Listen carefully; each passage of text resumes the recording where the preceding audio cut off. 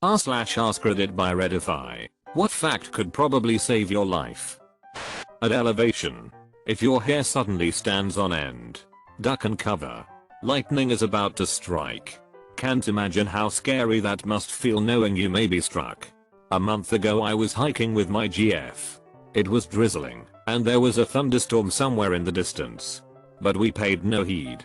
We reach the top, enjoy the scenery, and start taking some photos only to realize that my GF's hair is full on standing up. In that instant I remembered that this is the biggest sign of a lightning strike, and we got to a safer place immediately. It was a rush, and I'm glad I knew the signs.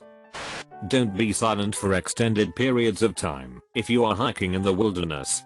Contrary to popular belief, bears would prefer to not get into confrontations and would most likely avoid you if you notify them of your presence in the area. With that said, if you do stumble across a bear, don't run away.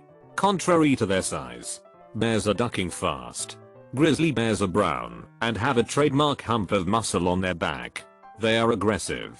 Your best bet is to get into fetal position, covering neck and stomach, and play dead. They will only leave once they are absolutely sure the threat is gone. So don't stop playing dead, even after you sense the bear leave.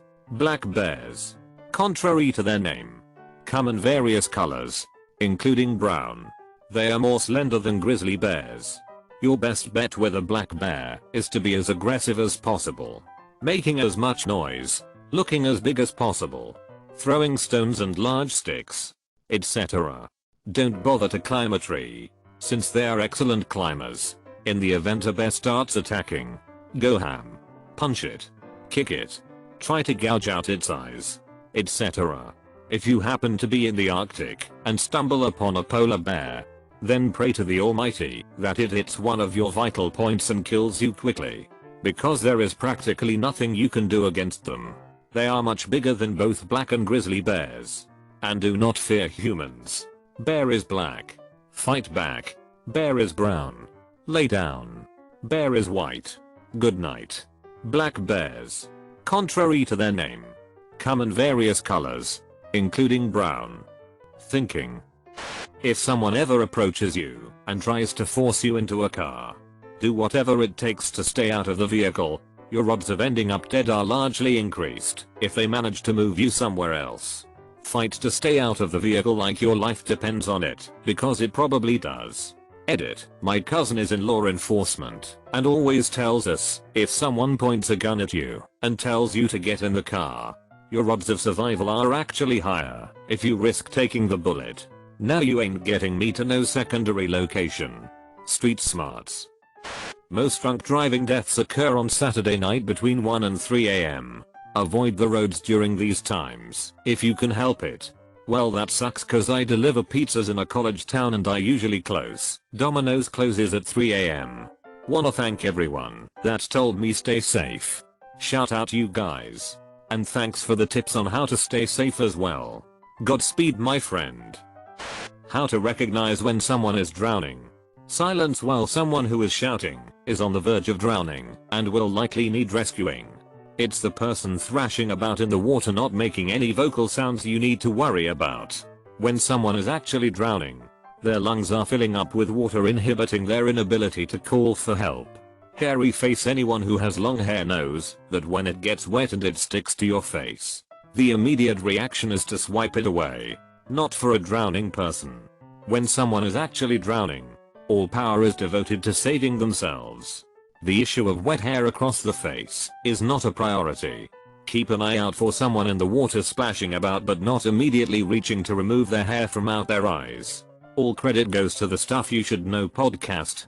Also, if you need to save someone without the aid of a flotation device, only if absolutely necessary. Please don't do this, if at all possible. Come from behind them and put your arms under their armpits. Less chance of them shoving you under or hitting you in the face. Carrot. This one is super important.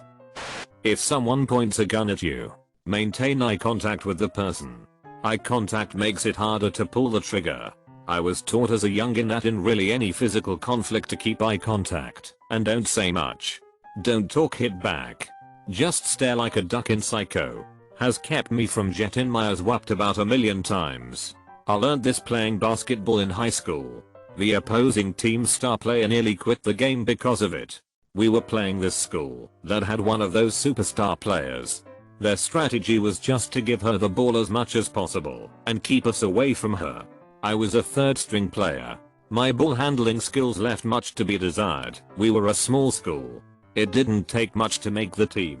I don't even know why the coach put me in. He must have made some comment to me about trying to cover star player. I was decent at moving around and figured this was a way I could help without fumbling over my own fingers. I decided I would get right up in this girl's face and stare as intensely as possible into her eyes, purely to freak her out, which I did. Our eyeballs were probably 4 inches apart for the entire game. I didn't even try to touch the ball. I just stared at her, unbroken, utterly psychotic. By halftime, she was on the verge of tears. Her coach came to talk to my coach about calling me off. My coach demurred. I kept waiting to be benched again. Since I rarely played more than 10-15 minutes per game, he kept me on until the end. I stared into the whites of this girl's eyes for the entire game. Consciously kept my face devoid of any expression. Her team eventually reverted to handling the ball without her. My mother was in the stands and was fairly disturbed by the whole ordeal. Getting bitten by any unfamiliar animal, be it a stray dog or wild squirrel, can cause rabies. Always going to get a shot. Rabies has no symptoms until it reaches your brain. Then it's too late. Edit. Thank you for informing me that squirrels cannot be a vector for rabies. I'll just leave this here to clarify. Related. If you're asleep and find a bat in your room upon waking, go to the ER and get the vaccine immediately. Bats are the largest vector for rabies and can bite in your sleep without you waking. Edit. Check u/Tocureborn's reply below. They are not the biggest vector, it's that most bats who come into contact with humans will be sick. Pretty sure if I woke up and saw a bat in my room, the first order of the day would be to involuntarily evacuate my bowels. I read this one somewhere here on Reddit and it actually saved my life 2 weeks ago. If you wake up in the middle of the night or come back home to the smell of gas filling the house, never turn on the lights. Any spark from the light switch could blow up the entire house. Thank you stranger for this LPT. Edit. Typo. What does gas even smell like? Edit. RIP my inbox. Often there is an additive that makes it smell like rotten eggs. Horrendous smell. And you will know it immediately. Bleach and ammonia make poison gas. The general form of this is to read labels of cleaning products. Don't mix them. And follow the warnings for using adequate ventilation and protective gear. My mom asked me about putting bleach and ammonia around the house to try getting rid of flies. Me, not unless you want to kill us all. She claims she said bleach or ammonia, but I still tease her about it from time to time. Edit. Yeez, this blew up overnight, and I woke up to a hitload of replies. This actually happened a week or so ago, so that's what I meant, not the other day. It will work though. Although you wouldn't want to be in the house. That a wagging tail does not always mean that the dog is friendly. Maybe he's just really excited he gets to rip your guts out. If you have a grease fire, put it out with baking soda, not water.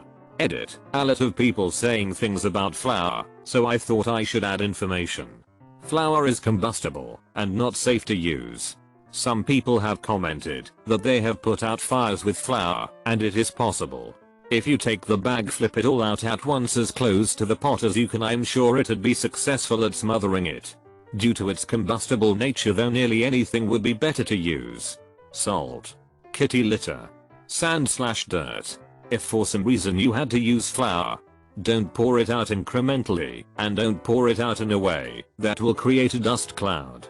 Pour it out so it falls together and quickly. Also, the best thing to use is of course a ABC fire extinguisher. This advice is in lieu of that, or if it's too far away, putting the lid will also work fine if the fire is small enough.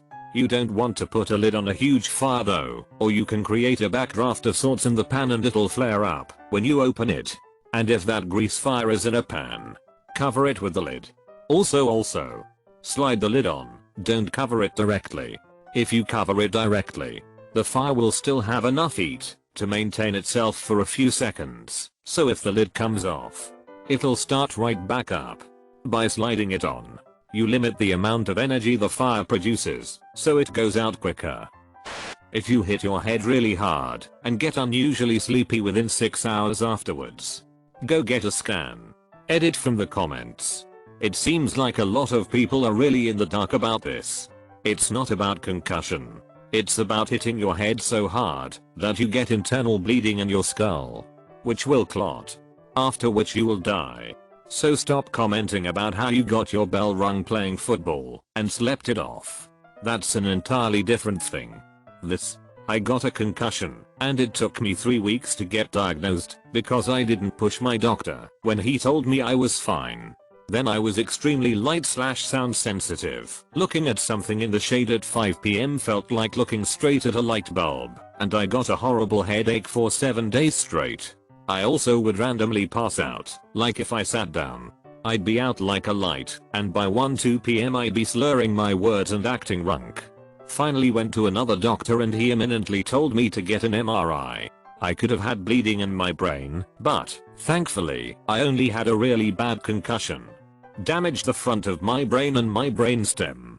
Took me 5 months to get to the point where I could function, and I'm still dealing with it now. Got my concussion on January 14th, 2018. If you hit your head and later feel like something is off, go to a doctor as soon as possible. How dare you get a concussion on my birthday? If there's heavy bleeding or a partial/full amputation, throw a ducking tourniquet on that limb as close to the torso as you can. Write the time on their forehead and do not ever loosen it. Everything you've been taught about tourniquets is wrong. They can be on for 6 hours with no worry of nerve damage. The limb will not need to be amputated. I say again, the placement of a CAT-T will not decide amputation. Crank that hit harder than you think necessary and then let the doctor deal with it. Edit. Man, this kind of blew up. Many people are asking why you place it as close to the torso as possible. 1. Major arteries are closer to the skin near the torso, giving you a better chance of clamping them. 2. It will stop any secondary wounds you potentially missed. 3. My training was for combat trauma/TRIG first. I then got civilian training later. I was never a practicing civilian EMT.